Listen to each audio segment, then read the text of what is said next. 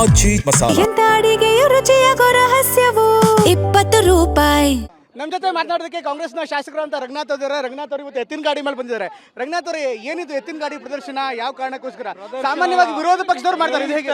ವಾಹನವಾದಂಥ ಶ್ರೇಷ್ಠವಾದಂಥ ವಾಹನಗಳೆಲ್ಲ ಇವತ್ತು ಸಾಂಕೇತಿಕವಾಗಿ ವಿಧಾನಸೌಧದಲ್ಲಿ ಬಂದು ಬಿಜೆಪಿಯರ ಧೋರಣೆ ವಿರುದ್ಧ ಒಂದು ಪ್ರಯತ್ನವನ್ನು ಮಾಡ್ತಾ ಇದ್ದೇನೆ, ಪ್ರದರ್ಶನವನ್ನು. ಯಾವ ಕಾರಣಕ್ಕೋಸ್ಕರ ಅಂತಂದರೆ, ನನ್ನ ತಾಲೂಕಿನ ಸಮಸ್ಯೆಗಳನ್ನು ಚರ್ಚೆ ಮಾಡಲಿಕ್ಕೆ ಅವಕಾಶವನ್ನು ಕೊಡದೆ ವಿರೋಧ ಮಾಡ್ತೀವಿ ಅಂತೇಳಿ ಬಿಜೆಪಿಯ ಕೇಂದ್ರ ಸರ್ಕಾರದ ಭ್ರಷ್ಟಾಚಾರದ ಆರೋಪ ಇದೆ, ನಾಗೇಂದ್ರ ರಾಜೀನಾಮೆ ಕೊಡಬೇಕು ಅಂತ ಆರೋಪ ಇದ್ರೆ ಅದನ್ನ ಚರ್ಚೆ ಮಾಡ್ಬೇಕಲ್ವಾ ವಿಧಾನಸೌಧದಲ್ಲಿ? ಯಾವ ಕಾರಣಕ್ಕೋಸ್ಕರ ಅವಕಾಶವನ್ನು ಕೊಡ್ತಾ ಇಲ್ಲ ಅವರು? ಏನಾರು ಇದ್ರು ನಮ್ಮ ಮುಖ್ಯಮಂತ್ರಿಗಳು ಹೇಳಿದ್ದಾರೆ, ಬಂದು ಚರ್ಚೆ ಮಾಡಿ ಅದು ಉತ್ತರ ಕೊಡ್ತೀವಿ ಅಂತೇಳಿ. ಅವ್ರದ್ದು ಏನಿದ್ರು ನಾವು ಚರ್ಚೆ ಮಾಡಲಿ, ನಮ್ಮ ಚರ್ಚೆಗೆ ಅವಕಾಶ ಮಾಡಲಿ. ನಂದು ವಿಚಾರನ ನನ್ನ ತಾಲೂಕಿನ ಪ್ರತಿಯೊಂದು ರೈತರಿಗೆ ಇವತ್ತು ದಿನ ಬರ ಬಂದಿದೆ, ಗುಳೆ ಹೋಗ್ತಾ ಇದ್ದಾರೆ, ಮೇವಿಲ್ಲ. ಈ ಹಿನ್ನೆಲೆಯಲ್ಲಿ ಯಾವ ರೀತಿ ನಮ್ಮ ತಾಲೂಕಿಗೆ ರಕ್ಷಣೆ ಕೊಡಲಿ ನಾನು? ಈ ಎತ್ತಿನ ಗಾಡಿ ಮೆರವಣಿಗೆ ಮೂಲಕ ಏನ್ ಸಂದೇಶ ರವಾನೆ ಮಾಡ್ತೀರಿ ರೈತರ ಪರ ಅನ್ನೋದು? ಕೇಂದ್ರ ಸರ್ಕಾರಕ್ಕೆ ನರೇಂದ್ರ ಮೋದಿ ಅವ್ರಿಗೆ ಹೋಗಬೇಕು, ಅಮಿತ್ ಶಾ ಅವ್ರಿಗೆ ಇದು ಸಂದೇಶ ತಲುಪಬೇಕು. ಯಾವ ರೀತಿ ಕರ್ನಾಟಕದ ಸಮಸ್ಯೆಗಳ ಬಗ್ಗೆ ಅಡಚಣೆ ಮಾಡ್ತಿರೋದು ಇದು ಪ್ರಜಾಪ್ರಭುತ್ವದ ವಿರುದ್ಧ ಅಂತ ತಿಳಿಬೇಕು ಅವ್ರಿಗೆ. ಮುಂದೆ ಈ ಹೋರಾಟ ಯಾವ ರೀತಿ ಲಾಜಿಕಲ್ ಎಂಡ್ಗೆ ಹೋಗುತ್ತೆ? ಯಾಕಂದ್ರೆ ಸರ್ಕಾರ ಮತ್ತೆ ವಿಪಕ್ಷದ ನಡುವೆ ಒಂದು ಡೆಡ್ ಲಾಕ್ ಆಗಿದೆ.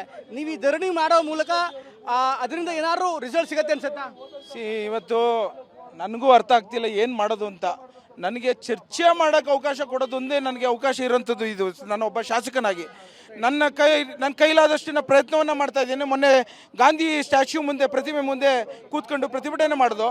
ಇವತ್ತು ಎತ್ತಿನ ಗಾಡಿ ಮೂಲಕ ಸಾಂಕೇತಿಕವಾಗಿ ಬಿಜೆಪಿ ವಿರುದ್ಧ ಒಂದು ಪ್ರಯತ್ನವನ್ನು ಮಾಡ್ತಾ ಇದ್ದೀನಿ ನಾನು.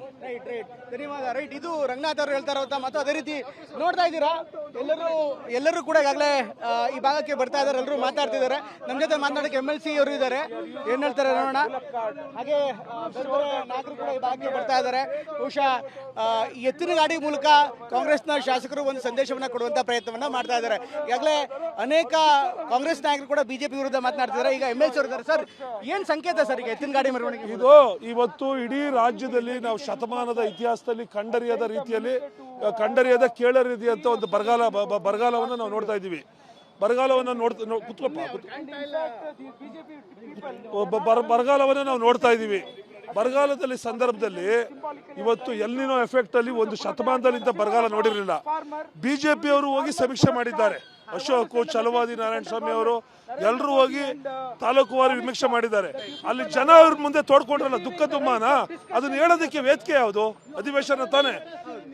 ನೂರಾರು ಕೋಟಿ ರೂಪಾಯಿ ಹಣ ವೆಚ್ಚ ಮಾಡಿ ಇವತ್ತು ಜನರ ಸಮಸ್ಯೆನ ಚರ್ಚೆ ಮಾಡೋದಕ್ಕೆ ಅಧಿವೇಶನ ಏರ್ಪಾಟ್ ಮಾಡಿದ್ರೆ ಇವರು ಸುಮ್ಮನೆ ಬರೀ ನಾಗೇಂದ್ರನ ಒಂದೇ ಇಶ್ಯೂ ತಗೊಂಡು ವಿಚಾರದಲ್ಲಿ ಇವರು ಅಧಿವೇಶನದ ಅಮೂಲ್ಯವಾದಂಥ ಸಮಯವನ್ನ ಕಳೆದು ಜನರಿಗೆ ಅನ್ಯಾಯ ಮಾಡ್ತಾ ಇಲ್ವಾ ಬಿಜೆಪಿ JDS ಒಂದು ಜವಾಬ್ದಾರಿಯುತ ವಿರೋಧ ಪಕ್ಷವಾಗಿ ಕೆಲಸ ಮಾಡ್ತಾ ಇದ್ದಾರಾ?